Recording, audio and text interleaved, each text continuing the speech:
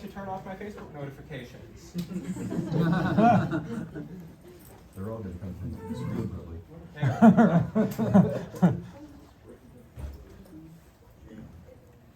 Okay.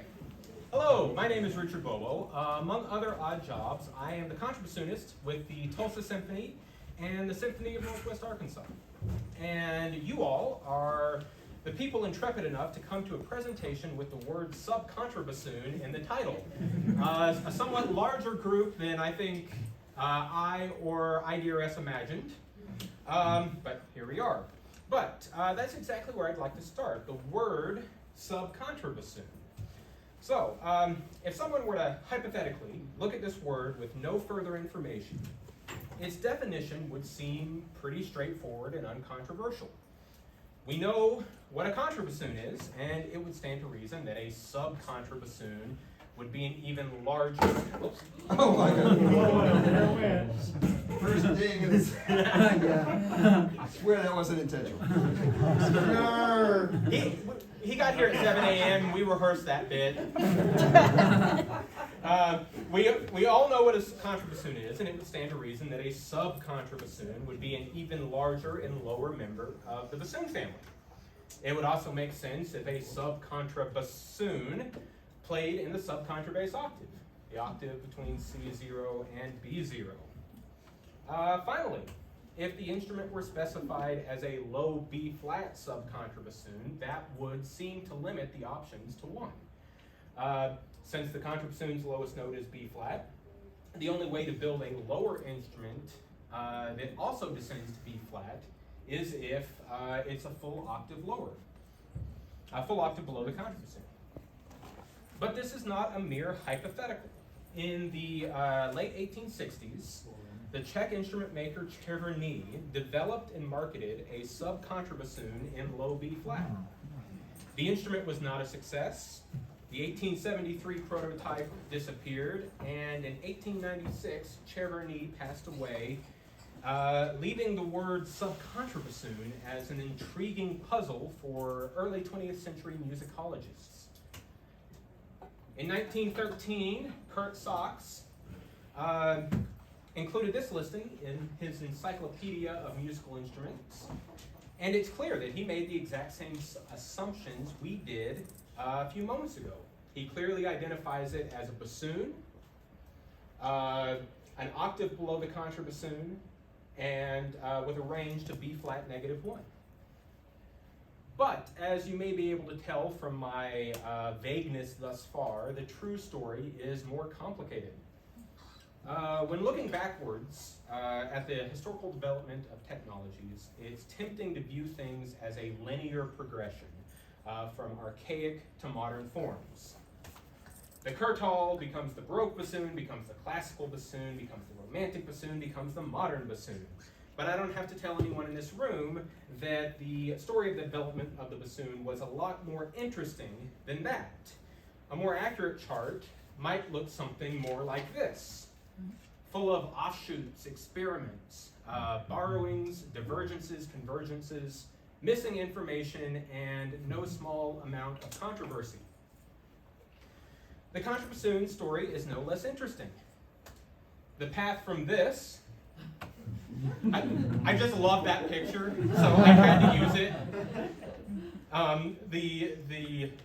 The path from this to the instrument Roger is so patiently waiting to play is, just like the instrument itself, far from a straight line. One of the complicated turns on this path was an instrument we now know as the reed contrabass. I tried to buy one over the summer,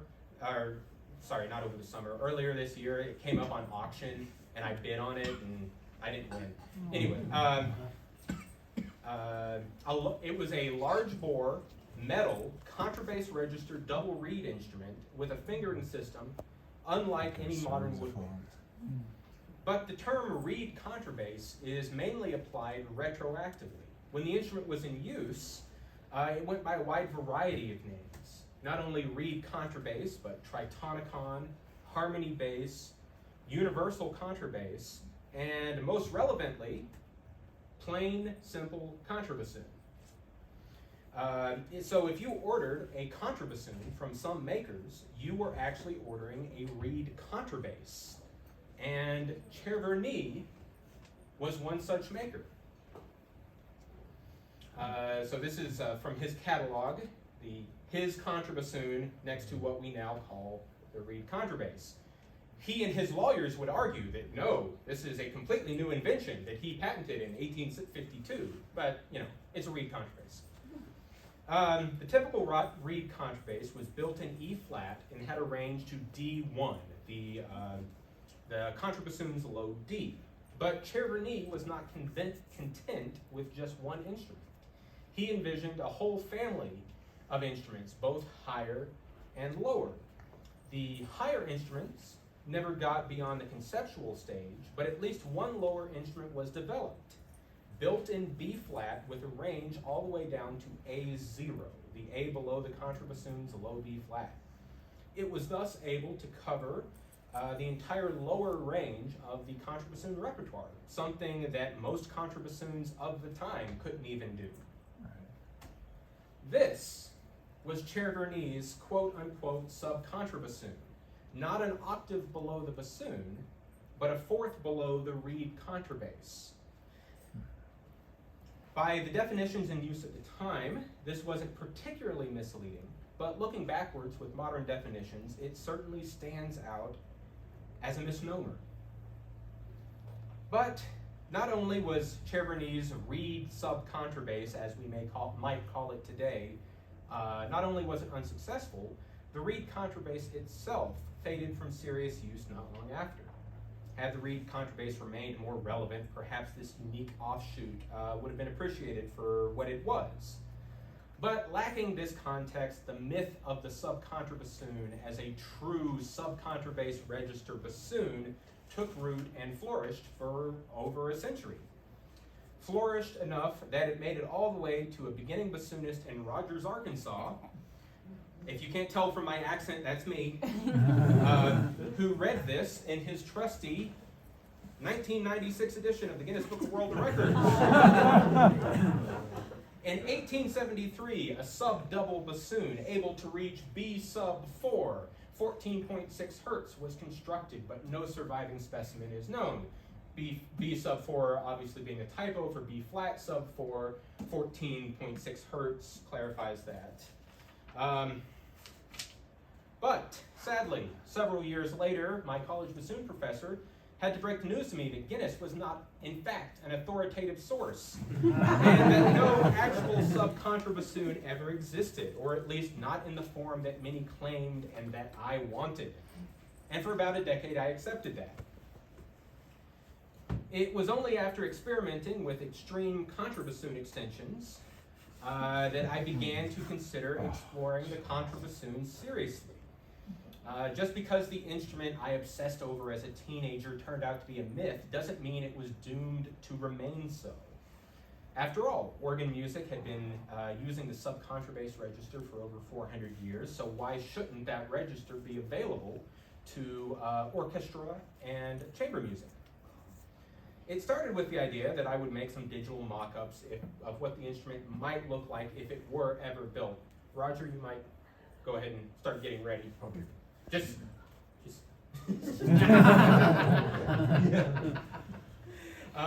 Then I considered building a low-cost mock-up using graduated lengths of PVC pipe to simulate what it might sound like.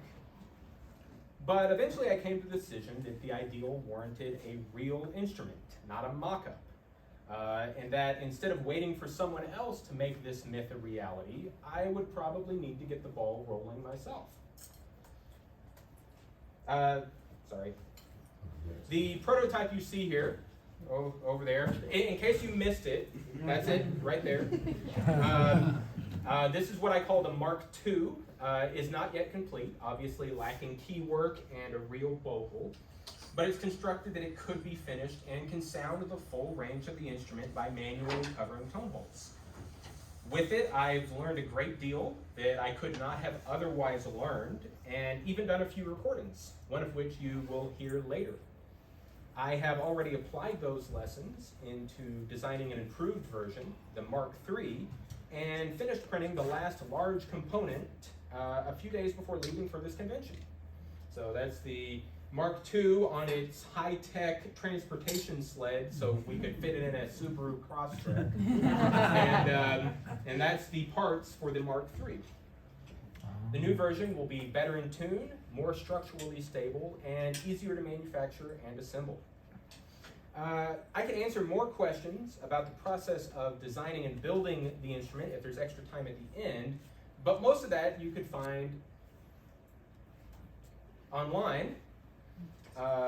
So there's no shortage of subcontrabassoon. I have not been shy. I'm not a secretive maker. But most of that you can find online. What you cannot find online is the experience of hearing the instrument live. And that's what I'd like to spend most of the rest of the time on. But the subcontrabassoon is probably not going to become a solo instrument anytime soon.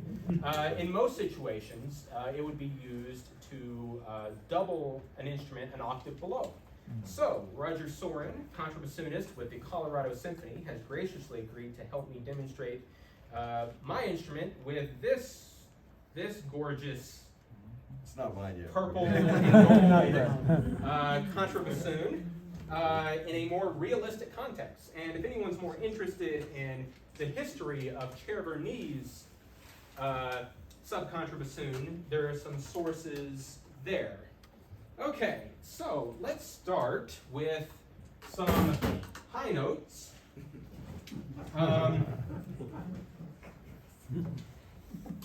Sorry, I need to get this positioned. How much does it weigh? I haven't tested. I haven't weighed it yet.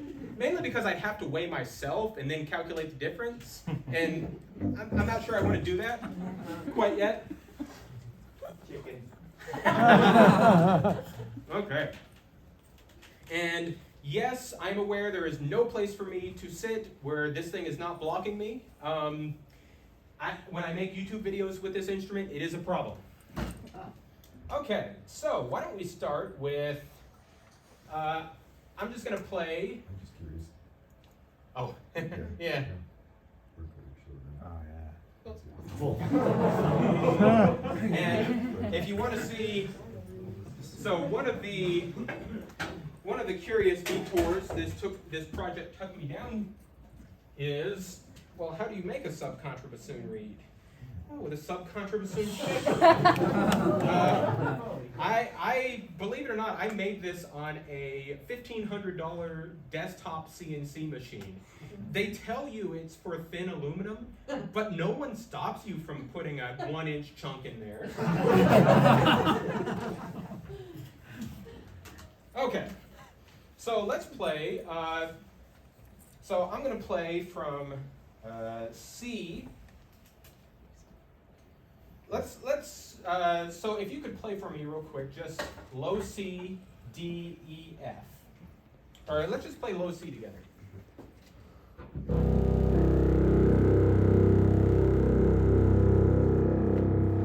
And that's in unison.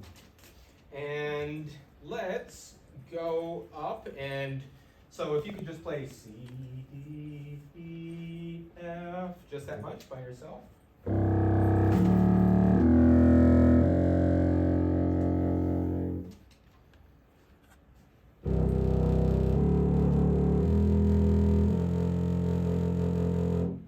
But of course on this instrument, that's low C to low F. On this one, it's middle C to open F. So that's actually one of the things I'm up in. I should probably clarify, and I know I've already made this joke for those of you who came early, but I'm going to make it again. I am, by definition, the best subcontrabassoonist in the world. But I am also, by definition, the worst subcontrabassoonist in the world. So, I hope you all won't hear this and imagine, well, this is the best it can possibly sound. Rather, this is probably the worst it can possibly sound. Okay. The bore is PVC pipe? The bore is Or 3D printed 3D ABS. So this is actually the same stuff Lego's made out of. Ah. And you know, I still buy Lego sets, and this is just like a really big Lego set. It's great.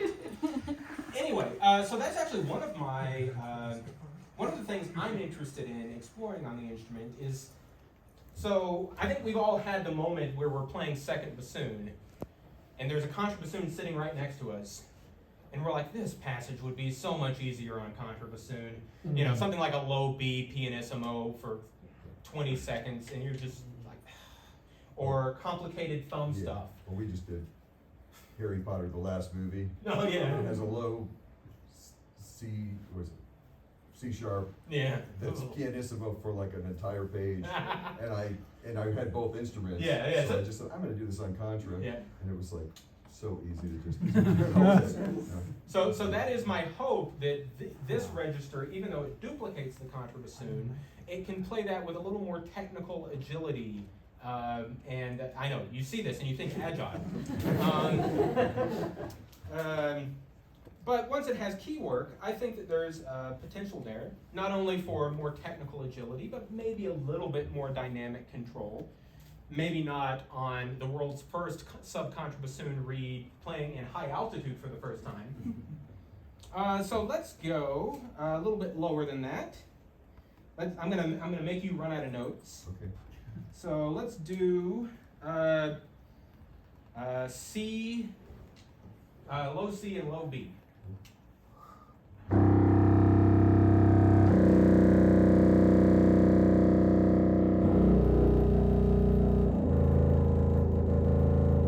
Oh, I messed up.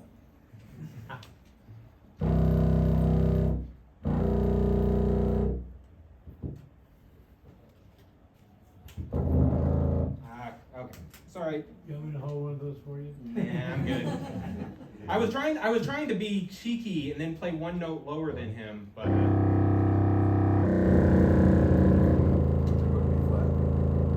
well, I was going to the A. Oh, okay. Yeah. I'll give you that. So there we've exceeded the range of the contrabassoon, and we're still in the regular finger register of the subcontrabassoon. So yeah, go ahead and let's play those A's together. And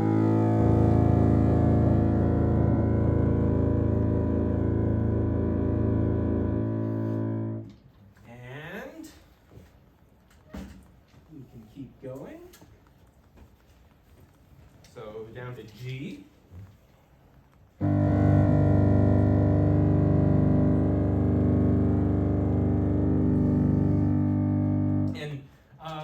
So this time, go ahead and play for a little bit, and then after I come in, drop out, so you can hear it both in octaves and then the subcontrabassoon by Which itself. note are we going? Oh, G. G, okay. Sorry.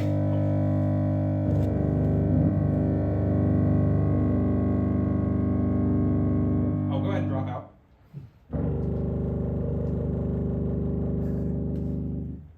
Now the low F, really inconvenient tone hole, way up here. Although on the Mark III, the low G actually ended up a little bit out of tune, so I used the excuse to move the low G tone hole down here. So easier to manufacture, easier to hook up key work. And actually, I'm gonna get a little fancy for a second. This is where I go off stage and change into my sequence. Use some strategic cardboard. Can you play F slurring down to E?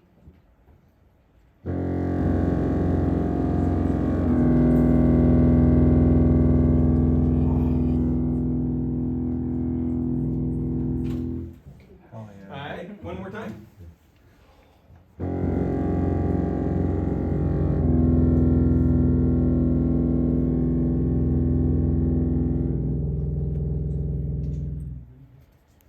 And down to D. D. Yeah, I can't get fancy with the D because it's way over here in the inaccessible portion of the instrument. Richard, can I ask a dumb question? Sure. There is a string equivalent of this instrument already, correct? So the octobass is very contentious.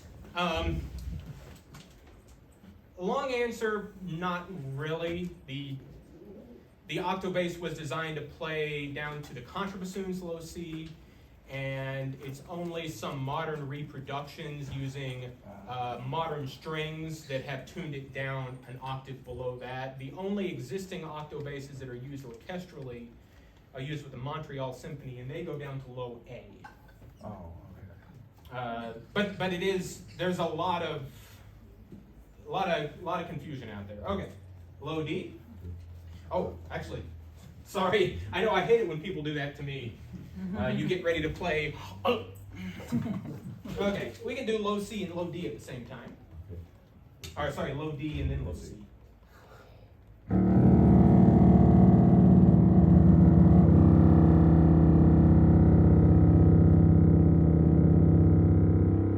And that is the same C as the 32-foot stop on the organ.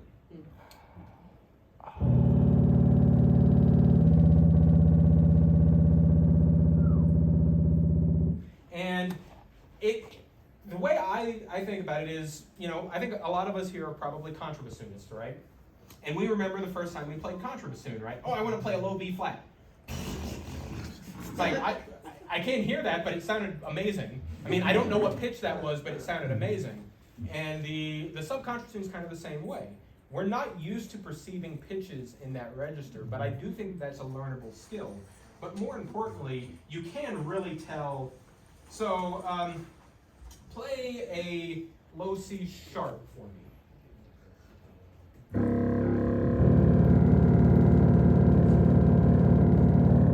That doesn't really work, right? Play a low D.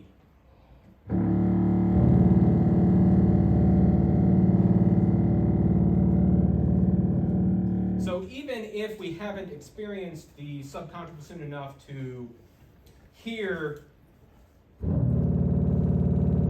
that as a D, we can appreciate when it's playing in octaves with another instrument, which is realistically how you're going to be using this register, right? I know sometimes composers think, oh, this can do the most extreme thing. Let's make a solo out of it. It's not necessarily the best idea. Okay, so now we can go below that. Now, so I designed this, so this section here actually comes off. The idea is that it's transportable in two cases rather than one.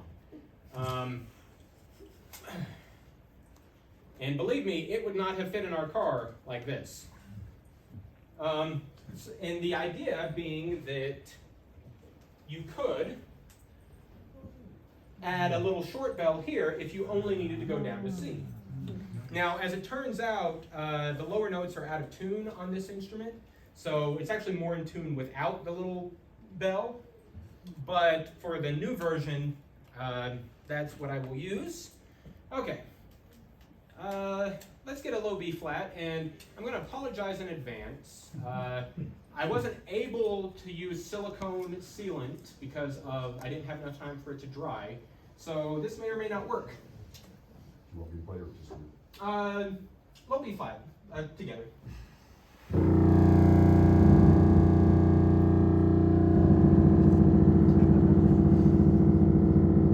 Actually, sorry, I forgot.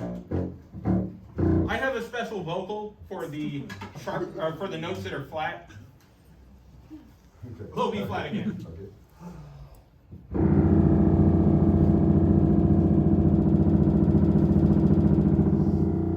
Okay, time to go one note lower. I can't. What? Yeah, so I have once had a low A in my life. There was a congratulations, you now own a symphony. a low A extension. Wow. Is it gonna fit? I think it does. Yeah, it doesn't have to cram in there. It's a little bit fragile. Shameless plug. There's a handful of those available at Nielsen if you want to try one out. Yes. There's your friends.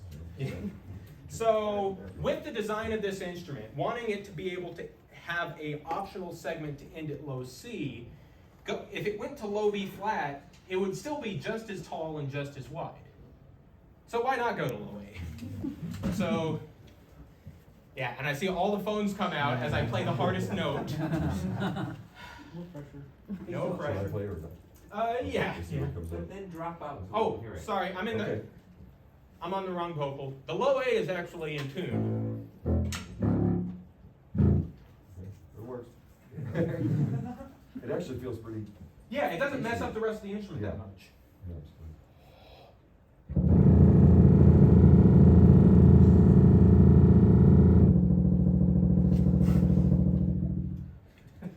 Yeah. And that's okay.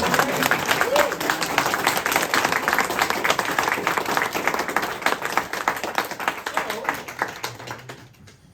let's. This is the biggest bunch of nerds on it. I'm impressed, thank you. Yeah, if anything, we had This was worth doing. we have the opposite problem. There's too many people. Okay, so let's. I know, no one wants to hear this, but let's play some upper register notes. Should I keep that thing on or not? You can take it off. Yeah, but now I want to play it a lot. Okay, well, fine. So you play the low A, and I'll play the octave above. All you have to do is slightly put it in there. Yeah. Okay, sorry, gotta get some things set up. Open up my octave key. This little piece of tape here, this is my octave key. Okay, ready?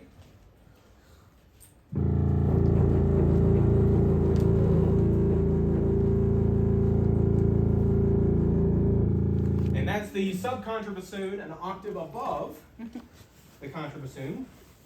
So this is the same as a bassoon's low A, like with the extension low A.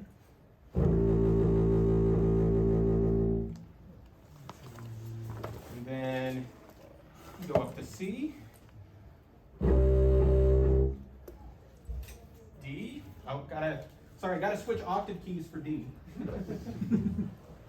Cram that piece of tape there. Take off this piece of tape.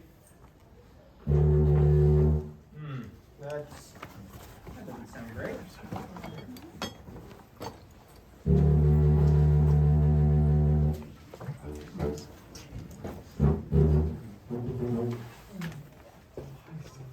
And then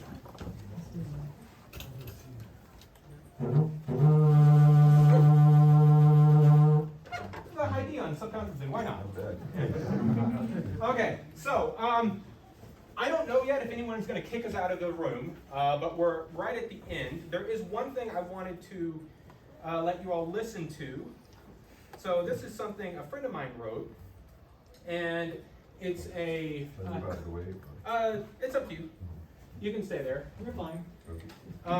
What I really like about this excerpt is it shows the full range of the subcontrabassoon, from like notes that are literally playable on bassoon, all the way down to notes that are uniquely playable on subcontrabassoon, including the low A at the very end.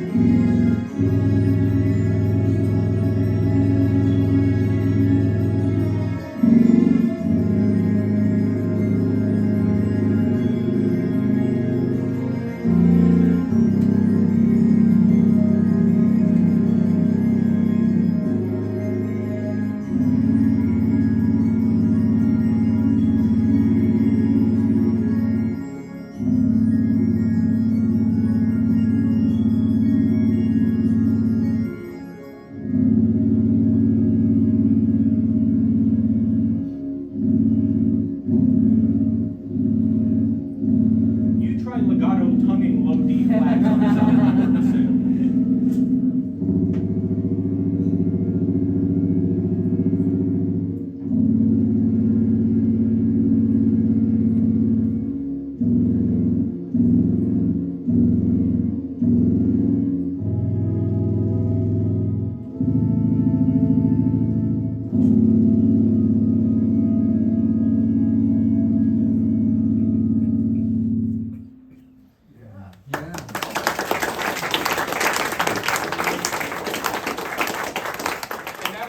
That's from Brett Newton's Symphony No. 3 that he's recording right now. Right now, every instrument except the subcontrabassoon was digital, and we artificially amplified the subcontrabassoon. That is not what the balance would sound like in the hall, obviously. This was for illustration purposes only. So once again, I'm not in a big hurry, so I'm happy to stick around and answer questions if no one kicks us out, but I don't want to hold you all from going to anything else, but if there are questions, anyone? I just want to see you read it close. Oh, okay. What's